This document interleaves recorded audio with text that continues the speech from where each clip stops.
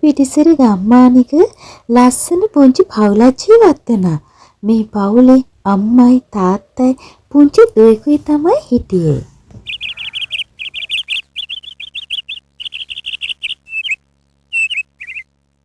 නිකේ මං ගිහින් එන්නම් එහෙනම්.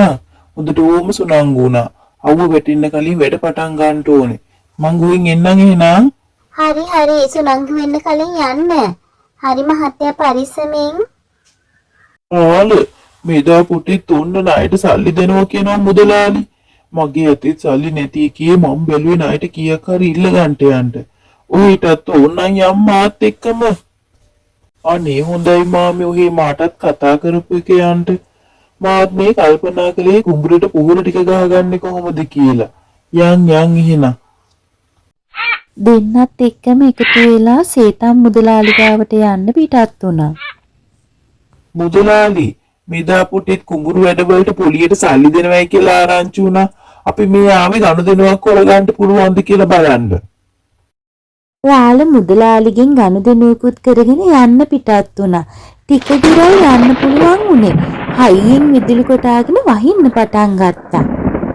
රාළ වැස්සට මුවා වෙන්න හිතාගෙන ගහක් යටින් වාඩි වුණා. කොම්බේ පුදුම වැස්සක් නේ මේක. අයියෝ මගේ කකුල. අයියෝ කවුරුත් නැද්ද? අයියෝ මාමේ මගේ කකුල. අනේ මාව බේර ගන්න කවුරුත් නැද්ද?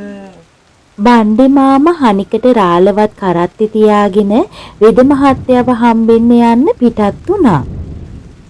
බණ්ඩේ මාමා වැස්සෙම කරත්ති ඉක්මනින් දක්කගෙන වෙද රාළලා ගෙදරට ගියා.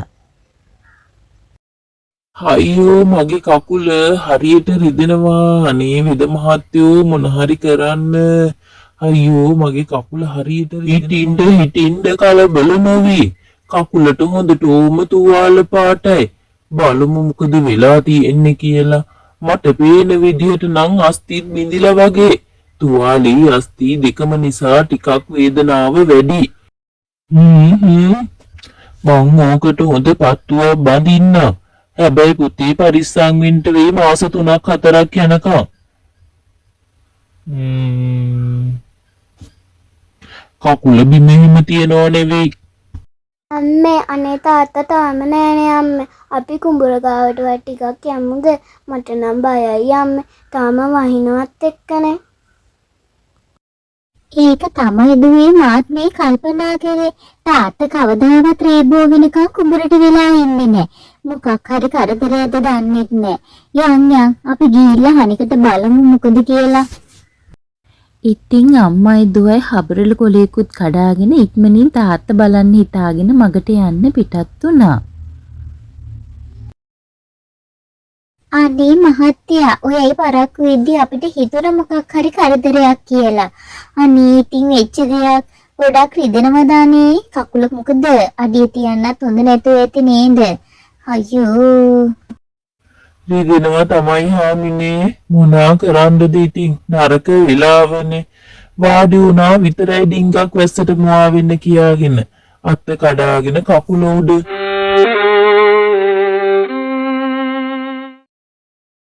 අම්මේ ඔයාට හරි මහන්සි පාටයි. ඔයාට පුළුවන් දනේ ඔය කුඹුරු වැඩ කරන්න. අපි යමුවනේ ගෙදර අම්මේ. මහන්සි තමයි දුවේ. ඒත් ඉතින් මොනා කරන්නද? පුලි මුදලාලි ඉහින් සල්ලි ඉල්ලනවා. තාත්තගේ කකුලට ගොඩාක් වියදම් වුණානේ. අතේ තිබ්බ සල්ලි ඔක්කොම ඉවරයි. ගෙදර කෑම බීමටත් වියදම් වුණානේ. ඉතින් ඒව හොයලා දෙන්න එපා පුතේ කොහොම හරි. මැනිකිනන්ද අන්න මුදලාලි කුඹුරට ඇවිල්ලා ලෑස් වෙන්න ඔක්කොම කපනවා. ඉක්මනට යම්මැනිකිනන්ද අන්න සුද්ධිවත් අරන් යන්නයි හදන්නේ. වැසිවත් දක්කපන් අපේ ගෙදරට. ඔයි වැසි. ඉක්මන් කරහා. යන් අනිකට. ඉස්සරහට යන්. මේ වැසි නම් හරි අකීකරුයි. හරි යන් ඉස්සරහට යන් මොහොමම. ඕන් යන්. අනේ මුදලාලි අනේ අපි අතේ වැරද්ද තමයි මුදලාලි. අනේ අපිට සමා වෙලා වැසි විතරක් ගෙදර ගෙනියන්න දෙන්න මුදලාලි. අනේ මේ අහිංසක සතා පුංචි කාලේ ඉඳන් අපි ආදරෙන් හදාගත්තේ. මූට අපි නැතුව සාංකාව හැදී. මුදර කන්න බොන්න දෙන්නත් ඕනේ මුදලාලි. ණයට හරියන්න තමයි කුඹුර කපන් ආවේ. වැස්සිවගෙන ආවේ පොලියට හරියන්න බොල. බොලාට ඕන නම් 10 වෙනිදාට කලින් ඇවිල්ලා මේකව බේරගෙන යමු. දැන් මං 10 වෙනිදාට මේකව මස් කඩේට දක්වනවා. බොලාගේ ඇති තමයි තීරණේ තියෙන්නේ. ඉක්මන් කරහා. අනේ මහත්තයා මම දැන් ගිහිල්ලා පුලී මුදලාලිගෙන් ඇහුවාම ඌන්ද කැමති නෑ වැසිව දෙන්න. 10 වෙනිදාට කලින් බේරගත්තේ නැත්තම් වැසිව දක්කනවලු මස් කඩේට. අනේ මහත්තයා මොකේ අපි දැන් කරන්නේ මහත්තයා? මට නම් පුංචි කාලේ ඉඳන් අතගාලා හදාගත්ත මේ සතාට මොනා කරන්නද මන්ද? හාමිනේගේ හිතට හරිම දුකයි. පුංචි කාලේ ඉඳන් හදාගත්ත සතාව නැති වෙන්න යන එක ගැන. අනේ අහිංසක සතා මං කොහොමද මේ සතාට මැරෙන්න දීලා නිකන් ඔහේ බලාන ඉන්නේ? අතේ සතිය නැතුව කොහොමද මේකව බේරගන්නේ? මුදලාලිය කිව්වොත් ඉතින් කිව්ව දේ කරනවා තමයි. අන්නකෝ මේ මිනිස්සුන්ගේ තියෙන නිහතමානීකම. තමන්ගේ ගෙදර හදපු සතා ගැන හිතනෝ මිසක් තමන්ගේ නැතුණු අස්වැන්න ගැනවත් හිතන්නේ නැති හැටියක්. මේ මුදලාලි නම් හරිම නපුරු මිනිස්සෙක්.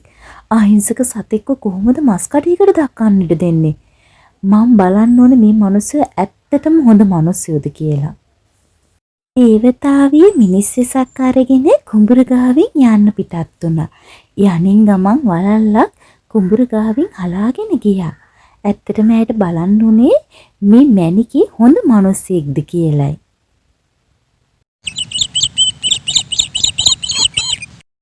ආනේ මොකක්ද අර පිරිසෙන්නේ? වලල්ලක් නේද? කාගෙද මේ වලල්ල? අනේ මෙතනින් ගිය අර නෝනාගේ වෙන්නේ නැති. අනේ දන්නේ නැතුව වැටෙන්නේ නැති. කොහොමේ නෝනා? නෝනා ඔහොම හිටින්නේ. නෝනා මේ ඔයාගේ වලල්ලක් වැටිලා. අනේ නෝනා ඔහොම ඉන්නේ. ගිහින් දෙන්න ඕනේ. අනුන්ගේව අපිට මොකටද? මං හිතන්නේ නෝනේ ඔක ඔයාගේ අතට ලොකු වෙඩි ඇති. ඒකයි ලෙස්සල ගිහිල්ලා වැටෙන්නේ නැත්තේ. අනේ පරිස්සමින් නෝනා. අද කාලේ රත්තරන් බඩුවක් හදාගන්න කොච්චර අමාරුද?